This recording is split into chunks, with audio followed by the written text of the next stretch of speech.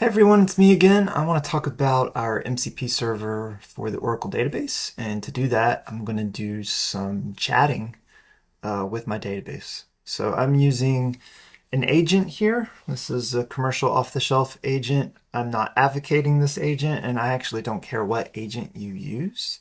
I actually also don't care what LLM you're using. MCP is a universal connector, and if your agent supports it, you should be good to go. And our MCP server lets us talk to an Oracle database and interact with it. But let's just do a normal question first. I could say, hey, what is an Oracle database? It'd be interesting to see what it comes back with.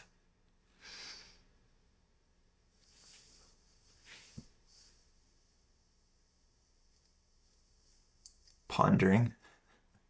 I also pondered on this many times myself. Interesting. So I actually disagree with the very first thing it's telling me.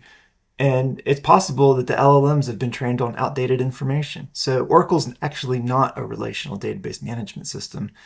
It's just a database management system that also supports relational. But let's continue the conversation, and here's where MCP kicks in.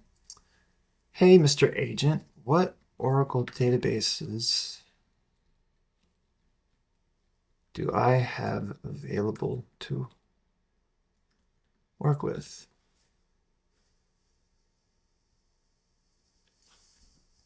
It's pondering. Oh, looky here. So my agent's saying, hey, you have some tool that looks like is going to help us. And so it's asking to use the list connections tool from SQLcl. And I am going to not always allow, and I'm not going to deny, I'm going to allow once.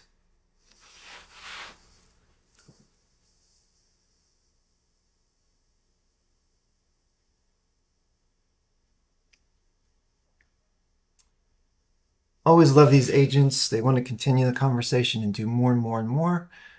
And yes, let's connect to that Raptor database. And once we're connected, please use the information tool to get an overview of the schema.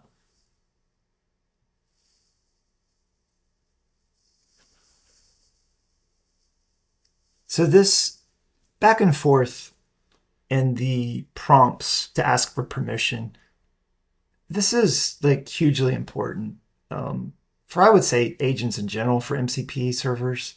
But if you're using an MCP server for something critical in your infrastructure, like your Oracle database, by the way, this doesn't have to be a production instance. It could just be my local personal database, which it is in this case. But I'm going to say everyone's database is, or every database is a production database for someone, like even in a development environment.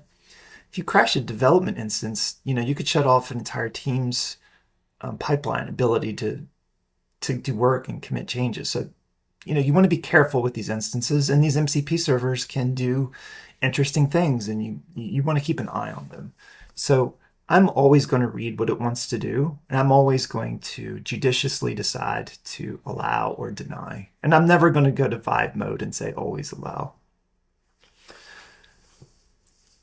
I'll connect to your database and get an overview for the schema. Yay. So once it's connected,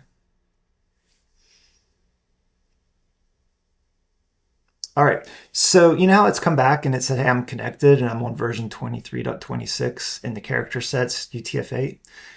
It knows this because our tool has told it that.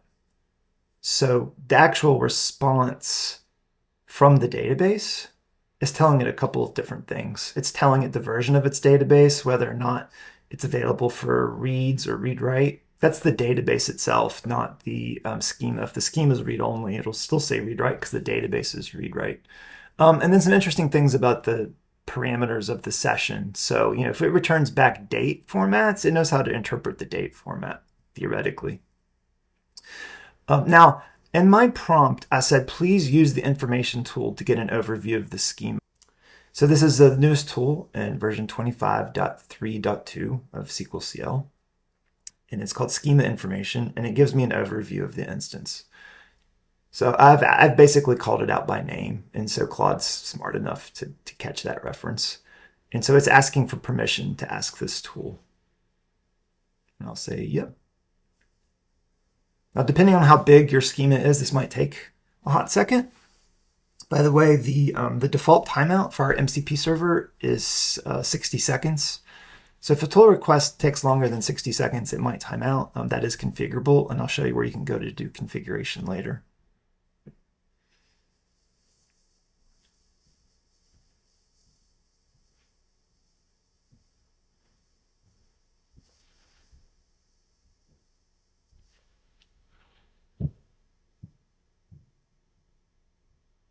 Oh, cool. I've got more stuff than I remember having. These are blog posts I've written recently.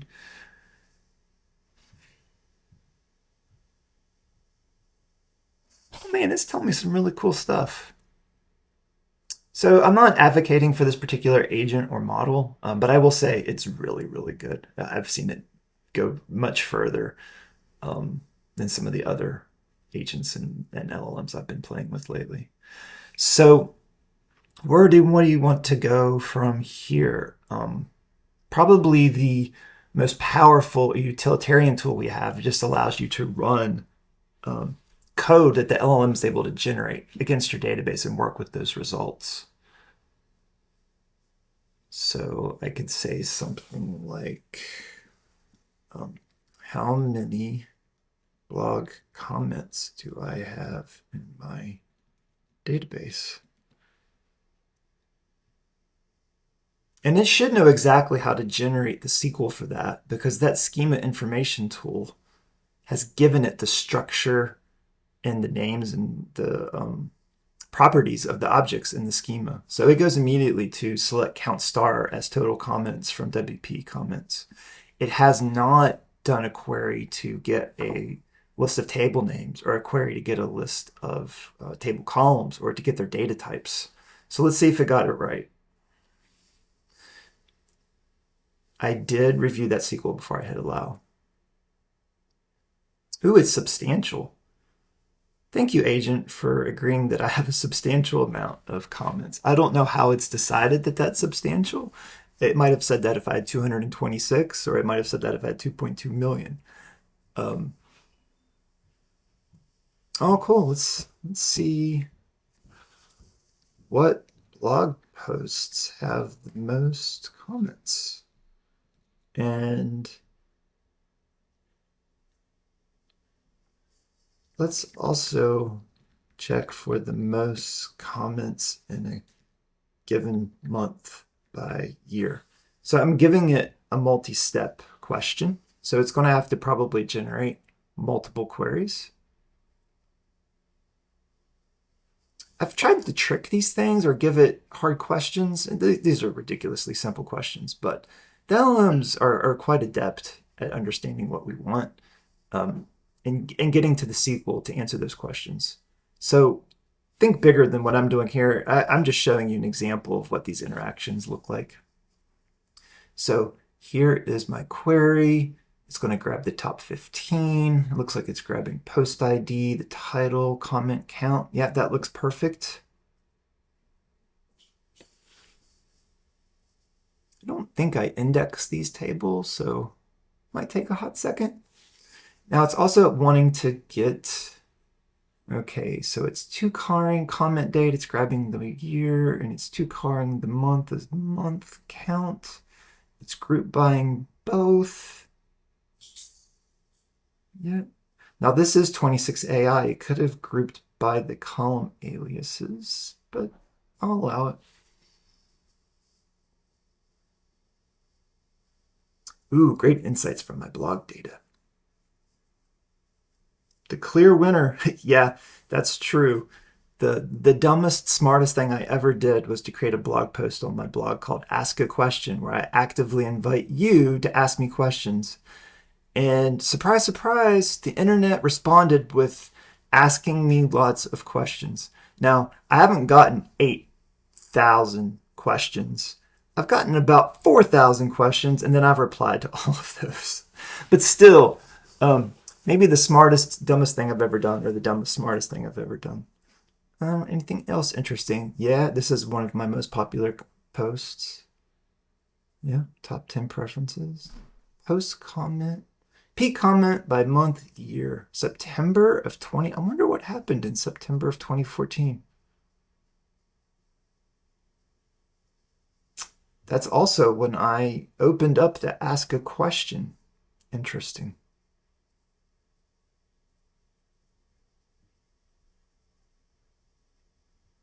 Now, I'm kind of good right now. So let's finish things off and then just talk a quick second about how this thing got configured in the first place.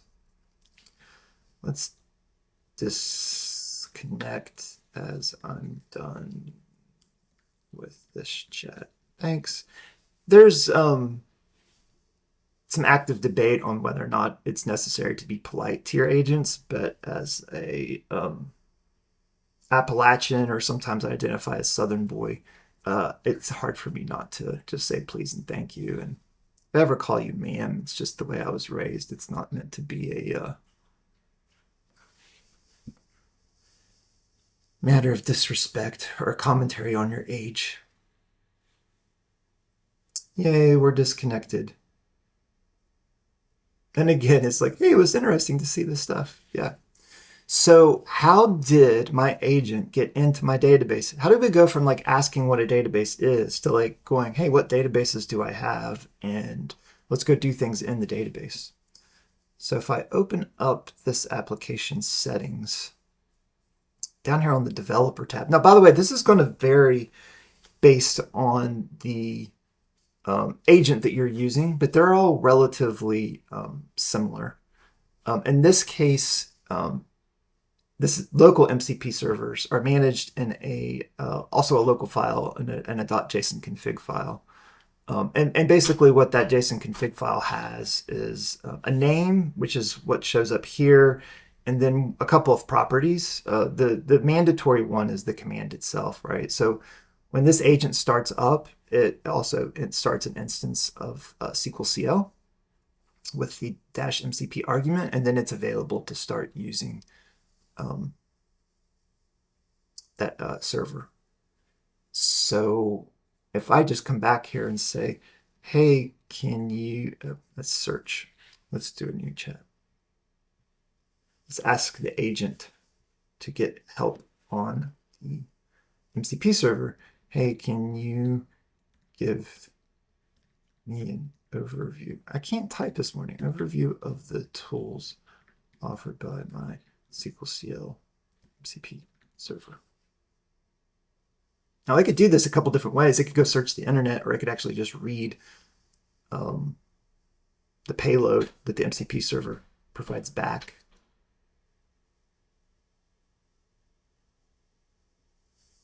So we provide, I think, 6 tools at the moment. So list connections. This is going to use your connections that are defined in SQLcl or in SQL Developer for VS Code. Then we're going to allow you to connect one of those connections, and then we're going to allow you to disconnect. So the most interesting thing here is the connect. We're using the credentials stored and managed by the MCP server, in this case SQLcl. So my agent never actually sees my username and password. It's not going to prompt me for a password. It just tells the MCP server, hey, give me a connection to that. And then separate from the agent, that connection is created, and it's basically said, hey, I can run stuff for you now. And the way it can run stuff for me now is via this run SQL tool. So we're going to run queries and bring back results in CSV. So if I actually go back, and we'll do this in a second, we'll go look to see what that interaction looked like when it was asking the queries and getting the results and doing the summary. There's a second tool, run SQLcl. This will run SQLcl commands. So if it wants to do an info, a describe, if it wants to use the load command to load CSV to a table, it can issue SQLcl specific commands versus database specific, SQL, PL SQL blocks of code. And then the newest one, this is the schema information. Get detailed insights about the currently connected schema, including enriched metadata analysis. So let's go back to our chats. and this one right here. And so if we come back down to where it was asking for, well, first of all, let's look at this one. This one's big. It gave me a really good overview of the schema. And you notice it didn't ask to generate, or it didn't ask to execute any SQL. It asked to run the schema information tool. So here is all of the data that came back on the information in my schema. And so with that, it was able to condense it and summarize it. So with that information, when I asked it, how many blog comments do I have in my database? Or what blog posts have the most comments? When I go look at what actually happened with the running of this SQL, what comes back is this CSV. So I think when MCP servers first came out, like everyone was using JSON to do information exchange. And JSON is like the number one interchange format for apps and APIs, but it's super verbose. And most of these agents are token based, right? So if your output is super verbose, you're going to burn through those tokens and you're going to run out of memory available for the chat. And it could cost you actually more money with your LLM provider. So we've tried to condense or make it as succinct as possible for the LLMs, and CSV works just fine for the moment. Let us end this discussion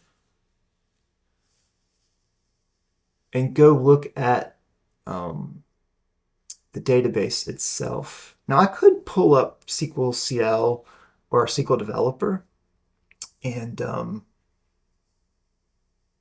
browse the log table that we keep to keep an eye on what the MCP servers are doing. But let's do something else. Hey, please connect back to my Raptor database. And let's get an overview of the MCP server log table. How many chats? Sorry, how many MCP tool interactions have been recorded? And let's get a summary of each type of tool that has been invoked. Let's see how that does. Now, it'll be interesting to see if it remembers the connections that were available. Look, it's trying to connect to a database that doesn't exist. So I'm going to allow this. This should fail.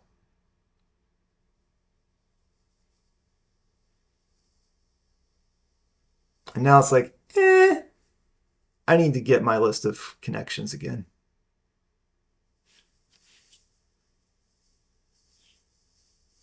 And it should see that the actual name is that. Yep. And I'm going to allow. It's always important to make sure it's trying to connect to the right database, because depending on what you're asking it to do, bad things can happen. You get the wrong data, or the wrong actions, or the right actions are taking place in the wrong database. That could be catastrophic. So you always want to, again, keep an eye on who's doing what. From MCP server log, that is not the right table name.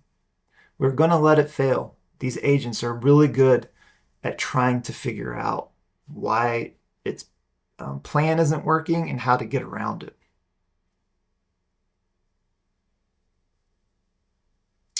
See, this is inefficient. I don't like this. I'm going to say deny.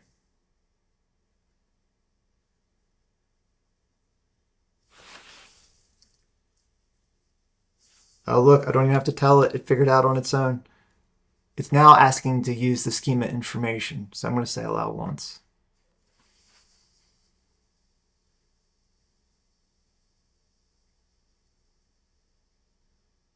Yay, he can see there's a table. Yep, that's the right table.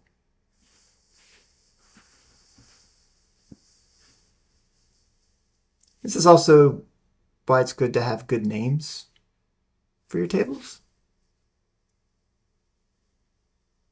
Of course, if you don't have good names, we do have the ability to do AI enrichment of your schema, where you can actually come in and like literally document for the LLMs and the AIs, like, hey, these are my tables, these are what these things store, this is how they're used. I'm going to say allow once.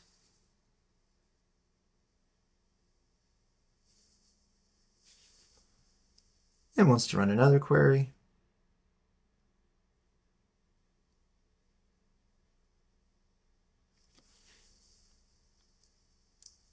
And it's thinking.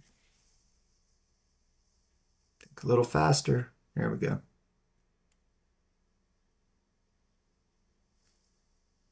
Allow once.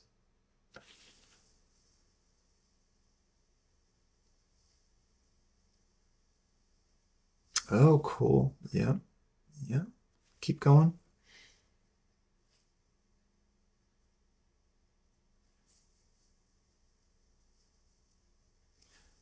I'm using sort of metadata to have this conversation to demonstrate what it can do. I want you to think about what you can do with your data. You know, your data could be, I don't know what it is that you're doing, but literally Oracle databases are being used for every industry, every market segment, all types of public commerce, private charities, government institutions.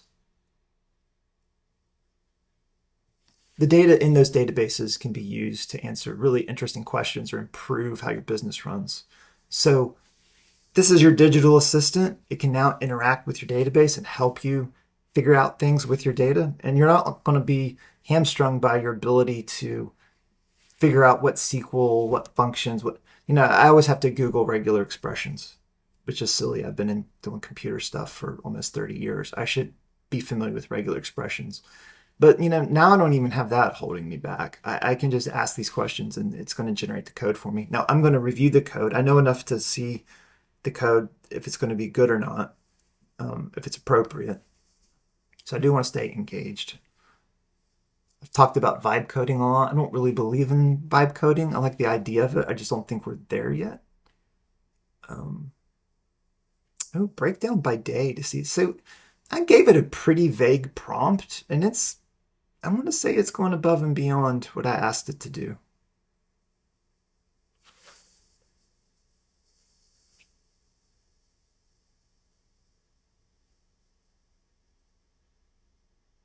Why? There we go. Yep. I better get a hell of an overview. I wanted too many queries, but that's the other interesting thing. Agents will, in the LLMs, they'll consider things that you weren't originally considering when you ask these questions. You might get insights on the data that you weren't originally asking for. But they're still very interesting, very, very, very eye-opening. Now, this is saying the first time I used the Run SQL tool was on Halloween. And I'm thinking that's because that's the day that I downloaded our new 26 AI VirtualBox appliance on my Mac. And it makes sense that the most frequently ran tool was the Run SQL tool. That's one that does all the work. I've only used the schema information 3 times. I need to do a better job talking about that. And you can see I've been using Cline quite a lot, and a bunch of other ones. But again, I don't really care about the Agent and the LLM. They all are supported, assuming they support MCP. Yep. Usage has been consistent across November with a notable spike on November 4th.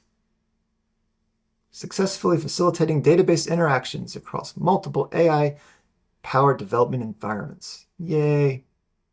All right, so that's what I wanted to kind of show today, is just kind of like what this looks like versus just showing you screenshots. It's kind of hard to demo using an agent. I hope this has been useful. If you have more questions or if you have things you want to see in more detail, drop a comment. And thanks, everyone. I'll talk to you later.